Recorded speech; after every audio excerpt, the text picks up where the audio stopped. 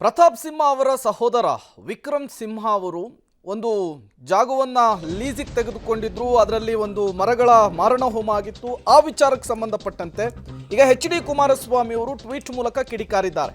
ಎಚ್.ಡಿ.ಕೆ ಆರೋಪವನ್ನು ಖಂಡಿಸಿದ್ದಾರೆ ಸಚಿವರಾದ ಪರಮೇಶ್ವರ್ ಮತ್ತು ರಾಜಣ್ಣ.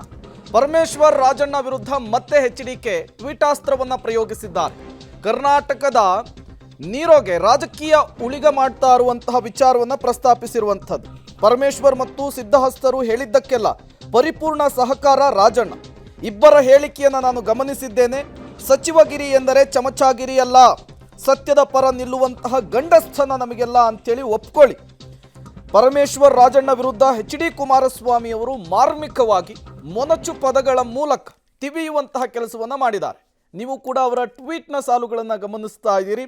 ಬ್ಯಾಕ್ ಟು ಬ್ಯಾಕ್ ಈ ಮರಗಳ ಮಾರಣ ಹೋಮದ ವಿಚಾರಕ್ಕೆ ಎಚ್.ಡಿ. ಕುಮಾರಸ್ವಾಮಿ ಅವರು ಗುಡುಕ್ತಾ ಇರುವಂಥದ್ದು.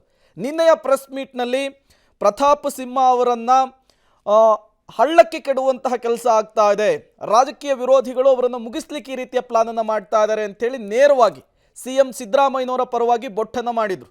CM ಸಿದ್ದರಾಮಯ್ಯನವರ ಕಾಲ್ ಹಿಸ್ಟ್ರಿಯನ್ನು ತೆಗೆಸಬೇಕು ಅನ್ನುವಂತಹ ಮಾತುಗಳನ್ನಾಡಿದರು. ಅವರ ಹೇಳಿಕೆ ಸಹಜವಾಗಿಯೇ ಆರೋಪ ಮತ್ತು ಪ್ರತ್ಯಾರೋಪಗಳಿಗೆ ಈಗ ವೇದಿಕೆ ಆಗಿರುವಂತಹದ್ದು. ಎಚ್.ಡಿ. ಕುಮಾರಸ್ವಾಮಿ ಅವರ ಮಾತನ್ನ ಸಾರಾಸಗಟಾಗಿ ಕಾಂಗ್ರೆಸ್ನ ನಾಯಕರುಗಳು ಅಲ್ಲಗೆಳೆದಿದ್ದಾರೆ. ಅವರ ಹೇಳಿಕೆಗೆ ಟ್ವೀಟ್ ಮೂಲಕ ತಿರುಗೇಟನ್ನು ಕೊಟ್ಟಿದ್ದಾರೆ ಎಚ್.ಡಿ.ಕೆ. ಜಯಮ್ಮನ್ ಅವರು ಈ ಭೂಮಿಯನ್ನ ಯಾರಿಗೆ ಕೇಸ್ ಹಾಕದಲ್ಲ ವಿಕ್ರಮ್ ಸಿಂಹ ಅವರಿಗೆ ಲೀಸಿಗೆ ಕೊಡ್ತಾರೆ ಭೂಮಿನ ಶುಂಠಿ ಬೆಳೆಯಲಿಕ್ಕೆ. ಈ ಕಾಡು ಜಾತಿಯ ಮರಗಳಿದೆಯಲ್ಲ ಕಟ್ ಮಾಡ್ಕೊಂಡಿದ್ದಾರೆ. ಅರಣ್ಯ ಇಲಾಖೆ ಅಧಿಕಾರಿಗಳು ಈ ಮಾಜರ್ನ ಮಾಡಬೇಕಾದ್ರೆ A1 A2 ಜಯಮ್ಮ ಮತ್ತೆ ರವಿ ಮೇಲೆ ಹಾಕಿದ್ರು. ರವಿ ಮೇಲೆ ರಾಕೇಶ್ ಶೆಟ್ಟಿ ಅಂತ ಹೇಳಿ A1 A2 A3 ಇರಲಿಲ್ಲ. ಅಲ್ಲಿ ಯಾರೋ ಒಬ್ಬ ಪುಡಾರಿ ಒಬ್ಬವನೇ, ಅವನಿಗೆ ಇಲ್ಲಾರೋ ಒಬ್ಬ ಹಿಂದೆ ಒಬ್ಬ DFO ಇದ್ದ, ಈಗೆಲ್ಲ ಬೆಂಗಳೂರಲ್ಲಿ ಇರಬೇಕೀಗ ಅವನಿಗೂ ಸಂಬಂಧ. ಅವನಿಗೆ ವಿಷಯ ಕೊಟ್ಟ, ಅವನು ಮುಖ್ಯಮಂತ್ರಿಗಳಿಗೆ ಹೇಳ್ದ, ಸಾರ್ ಒಂದು ಒಳ್ಳೆ ಮಿಕ ಹಿಡಿದಿದ್ದೀವಿ, ಈಗ ನಿಮ್ಗೆ ಒಳ್ಳೆ ಕೇಸು, ಪ್ರತಾಪ್ ಸಿಂಹ ನಿಮ್ಮ ಮೇಲೆ ಬಹಳ ದೊಡ್ಡ ಮಟ್ಟದಲ್ಲಿ ದಾಳಿ ಮಾಡ್ತಿರ್ತಾನೆ, ಫಿಕ್ಸ್ ಮಾಡೋಕ್ಕೊಂದು ಒಳ್ಳೆ ಅವಕಾಶ ಸರ್ ಅಂತ ಮುಖ್ಯಮಂತ್ರಿಗಳಿಗೆ ತಲೆ ತಿಂದ. ಮುಖ್ಯಮಂತ್ರಿಗಳೇನು ಮಾಡಿದ್ರು, PCCF ಮಾತನಾಡಿದ್ರು, ಒಂದು ಕೆಲಸ ಮಾಡಿ, ಗೆಂಡೆಕಟ್ಟೆ ಫಾರೆಸ್ಟ್ ಇದೆ, ಆ ಫಾರೆಸ್ಟಲ್ಲಿ ಬೀಟೆ ಮರ ಏನಿದೆ ಅದನ್ನ ನಿಮ್ಮ DFO ಹೇಳಿ ಕಟ್ ಮಾಡಿ ಈ ಜಾಗಕ್ಕೆ ಹಾಕಿ ಅಂದರು. ಡೈರೆಕ್ಷನ್ ಕೊಟ್ಟರು. ಯಾವ ಸಂದರ್ಭದಲ್ಲಿ ಫೋನ್ ಕರೆ ಮಾಡಿದ್ರು, ಏನೇನಾಯಿತು ಆ ಕಾರಲ್ಲಿ ತೆಗೆದ್ರೆ ಗೊತ್ತಾಗೋಯ್ತದೆ. ದಿನಕ್ಕೊಂದೊಂದು ಹೇಳ್ತಾ ಇರ್ತಾರೆ ಕುಮಾರಸ್ವಾಮಿ ಅವರು. ಯಾಕೆಂದರೆ ಅವರು ಭಾಳ ಇಂಥದ್ದನ್ನೆಲ್ಲ ಭಾಳ ಹತ್ತಿರದಿಂದ ಗಮನಿಸ್ತಾರೆ ಅಂತ ಅಂದ್ಕೊಳ್ತೀನಿ. ಹಾಗಾಗಿ ದಿನ ಒಂದೊಂದು ಹೇಳ್ತಾ ಇರ್ತಾರೆ. ನಾವು ಅದಕ್ಕೆಲ್ಲ ಉತ್ತರ ಕೊಡೋದಕ್ಕೆ ಸಾಧ್ಯ ಇಲ್ಲ. ಕುಮಾರಸ್ವಾಮಿ ಅವರು ಮಾಜಿ ಮುಖ್ಯಮಂತ್ರಿಗಳು, ಬಹಳ ಹಿರಿಯರು. ಅವ್ರು ಹೇಳಿದ್ದ ಮಾತುಗಳು ಏನಿದ್ದಾವೆ ಅದನ್ನ ನಿಮ್ಮ ಪರಿಶೀಲನೆಗೆ, ನಿಮ್ಮ ತಿಳುವಳಿಕೆಗೆ ಬಿಡ್ತೀನಿ.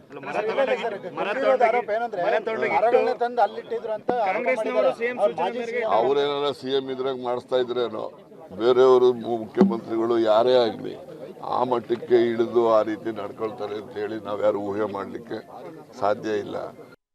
ಮತ್ತಷ್ಟು ಡೀಟೇಲ್ಸ್ ಅನ್ನು ಕೊಡ್ತಾರೆ ನಮ್ಮ ಪೊಲಿಟಿಕಲ್ ಬ್ಯೂರೋ ಹೆಡ್ ರವೀಶ್ ದೂರವಾಣಿ ಸಂಪರ್ಕದಲ್ಲಿ ಜಾಯಿನ್ ಆಗ್ತಾ ಇದ್ದಾರೆ. ರವೀಶ್, ಮರಗಳ ಮಾರಣ ಹೋಮದ ವಿಚಾರಕ್ಕೆ ಸಂಬಂಧಪಟ್ಟಂತೆ ಆರೋಪ ಪ್ರತ್ಯಾರೋಪಗಳು ನಿರಂತರವಾಗಿ ಸಾಗ್ತಾ ಇದೆ. ಎಚ್.ಡಿ. ಕುಮಾರಸ್ವಾಮಿ ಅವರ ಹೇಳಿಕೆಗೆ ಈಗ ಮುಗಿಬಿದ್ದಿದ್ದಾರೆ. ಕಾಂಗ್ರೆಸ್ನ ನಾಯಕರುಗಳು ಅವರಿಗೆ ತಿರುಗೇಟು ಕೊಡುವಂತಹ ಕೆಲಸವನ್ನು ಎಚ್.ಡಿ. ಕುಮಾರಸ್ವಾಮಿ ಅವರು ಮಾಡ್ತಾ ಇರುವಂತಹದ್ದು. ಈ ಮಾತಿನ ಸಮರ, ಮಾತಿನ ಮಲ್ಲ ಯುದ್ಧ ಎಲ್ಲಿಗೆ ಹೋಗಿ ನಿಲ್ಲುತ್ತೆ ಅಂತ ಹೇಳಿ ರವೀಶ್? ಪ್ರೇಮ್, ಪ್ರಮುಖವಾಗಿರ್ತಕ್ಕಂಥದ್ದು ಪ್ರತಾಪ್ ಸಿಂಹ ಅವರೇ ಒಂದ್ ರೀತಿಯಲ್ಲಿ ಬೇರೆ ಬೇರೆ ರೀತಿಯ ಆರೋಪಗಳನ್ನ ಮಾಡಿದ್ರು. ಅಂದ್ರೆ ಪುತ್ರನನ್ನ ಅಲ್ಲಿ ಲಾಂಚ್ ಮಾಡೋದಕ್ಕೂ ಕಾರಣಕ್ಕೋಸ್ಕರವಾಗಿ ನನ್ನ ಕುಟುಂಬದ ವಿರುದ್ಧವೂ ಕೂಡ ಮುಗಿಬಿದ್ದಾರೆ ಅನ್ನೋ ಆರೋಪವನ್ನು ಕೂಡ ಮಾಡಿದ್ರು. ಈಗ ಪ್ರತಾಪ್ ಸಿಂಹ ಅವರಿಗೆ ಒಂದ್ ರೀತಿಯಲ್ಲಿ ಬೆಂಬಲ ಅನ್ನೋ ರೀತಿಯಲ್ಲೋ ಅಥವಾ ಎಲ್ಲೋ ಒಂದ್ ಕಡೆ ಸಿದ್ದರಾಮಯ್ಯ ನಡುವಿನ ಬೇರೆ ಬೇರೆ ರೀತಿಯ ಒಂದು ರಾಜಕೀಯ ಸಮರ ಕಾರಣಕ್ಕೋಸ್ಕರವಾಗಿಯೋ ಕುಮಾರಸ್ವಾಮಿ ನಿನ್ನೆಯೂ ಕೂಡ ಅದನ್ನ ಸ್ಪಷ್ಟಪಡಿಸಿದ್ರು. ಅಂದ್ರೆ ಈ ಒಂದು FIR ಅನ್ನ ಹಾಕ್ತಿರ್ತಕ್ಕಂಥದ್ದು ಮತ್ತೆ ಬಂಧನ ಮಾಡಿರ್ತಕ್ಕಂಥ ಹಿಂದೆ ಬೇರೆ ಬೇರೆ ರೀತಿಯ ಉದ್ದೇಶ ಇದೆ ಅನ್ನೋ ಮಾತುಗಳನ್ನು ಕೂಡ ಹೇಳಿದ್ರು. ಇವತ್ತು FIR ಕಾಪಿಯನ್ನು ಕೂಡ ಲಗತ್ತಿಸಿ ಒಂದು ರೀತಿಯಲ್ಲಿ ಸವಾಲನ್ನ ಹಾಕಿದ್ದಾರೆ. ಅಂದ್ರೆ ಆ ಒಂದು ಸಿದ್ದರಾಮಯ್ಯನವರಿಗೆ ಜಿಲ್ಲಾ ಉಸ್ತುವಾರಿ ಸಚಿವರಾಗಿರ್ತಕ್ಕಂಥ KN ರಾಜಣ್ಣ ಅವರು, ಜೊತೆಗೆ ಗೃಹ ಸಚಿವರಾಗಿರ್ತಕ್ಕ ಪರಮೇಶ್ವರ್ ಅವರು ಕೂಡ ಸಾಥ್ ಕೊಟ್ಟಿದ್ದಾರೆ. ಪ್ರತಾಪ್ ಸಿಂಹ ಅವರನ್ನ ಮುಗಿಸೋದಕ್ಕೆ ಮಾಡಿರ್ತಕ್ಕಂಥ ಟರ್ಮಿನೇಟರ್ ಸಿನಿಮಾ ಇದು ಅನ್ನೋದು ಕೂಡ ಒಂದ್ ರೀತಿಯಲ್ಲಿ ಆರೋಪ ಮಾಡಿರ್ತಕ್ಕಂಥದ್ದು. ಅದ್ರ ಜೊತೆಗೆ ಸವಾಲನ್ನು ಕೂಡ ಹಾಕಿದ್ದಾರೆ. ನಾನು ದಾಖಲೆಗಳಿಂದ ಮಾತನಾಡ್ತಾ ಇದ್ದೇನೆ. ಎಲ್ಲಿ ಚರ್ಚೆ ಮಾಡ್ಬೇಕು ಬನ್ನಿ, ಎಲ್ಲಿ ಸ್ಥಳ ಫಿಕ್ಸ್ ಮಾಡಿ ಅಲ್ಲಿ ನಾನು ಚರ್ಚೆ ಮಾಡ್ತೇನೆ, ಎಲ್ಲವನ್ನು ಕೂಡ ಬಹಿರಂಗಗೊಳಿಸ್ತೇನೆ ಅನ್ನೋ ಮಾತುಗಳನ್ನು ಕೂಡ ಹೇಳಿರ್ತಕ್ಕಂಥದ್ದು. ಹಾಗಾಗಿ ಇದು ರಾಜಕೀಯವಾಗಿ ಒಂದ್ ರೀತಿಯಲ್ಲಿ ಟರ್ನ್ ಪಡೆದುಕೊಂಡಿದೆ. ಯಾಕೆಂದ್ರೆ ಆ ಒಂದು ವಿಕ್ರಮ್ ಸಿಂಹ ಅವರ ಮೇಲೆ FIR ಆಗಿಲ್ಲದೆ ಇದ್ರು ಕೂಡ ಅವ್ರನ್ನ ಬಂಧನ ಮಾಡಿರ್ತಕ್ಕಂಥದ್ದೇ ಒಂದ್ ರೀತಿಯಲ್ಲಿ ಬೇರೆ ಬೇರೆ ಉದ್ದೇಶ ಪೂರ್ವಕವಾಗಿ ಮಾಡಿರ್ತಕ್ಕಂಥದ್ದು. ಇದು ರಾಜಕೀಯ ದುರುದ್ದೇಶ ಪೂರ್ವಕ ಅನ್ನೋದು ಕೂಡ ಈಗಾಗಲೇ ಕುಮಾರಸ್ವಾಮಿ ಅವರು ಆರೋಪ ಮಾಡಿದ್ರು. ಅದಕ್ಕೆ ಇಂಗು ನೀಡುವಂತೆ ದಾಖಲೆಗಳನ್ನ ಇಟ್ಟು ಆ ಒಂದು FIR ಪ್ರತಿಯನ್ನು ಕೂಡ ಇಟ್ಟು ಟ್ವೀಟ್ ಮಾಡಿರ್ತಕ್ಕಂಥದ್ದು. ಇದನ್ನ ಸಿದ್ದರಾಮಯ್ಯನವರು ಯಾವ ರೀತಿ ತೆಗೆದುಕೊಳ್ತಾರೆ ಮತ್ತೆ ಯಾವ ರೀತಿ ಅದಕ್ಕೆ ಪ್ರತಿಕ್ರಿಯೆ ಕೊಡ್ತಾರೆ ಅಂತ ಕೂಡ ಕಾದ್ ನೋಡ್ಬೇಕಾಗಿದೆ. ಒಂದಂತೂ ಸತ್ಯ, ಮೈಸೂರು ಲೋಕಸಭಾ ಚುನಾವಣಾ ಸಮರ ಏನಿದೆ ಅದು ಈಗಿಂದನೇ ತಾರಕಕ್ಕೇರಿದೆಯಾ, ಪ್ರತಾಪ್ ಸಿಂಹ ಆ ಒಂದು ವಿರುದ್ಧ ಬೇರೆ ಬೇರೆ ರೀತಿಯ ಸ್ಟ್ರಾಟಜಿಗಳು ನಡೀತಾ ಇದೆ ಅನ್ನೋ ಸಂಶಯವೂ ಕೂಡ ಮೂಡಿರ್ತಕ್ಕಂಥದ್ದು.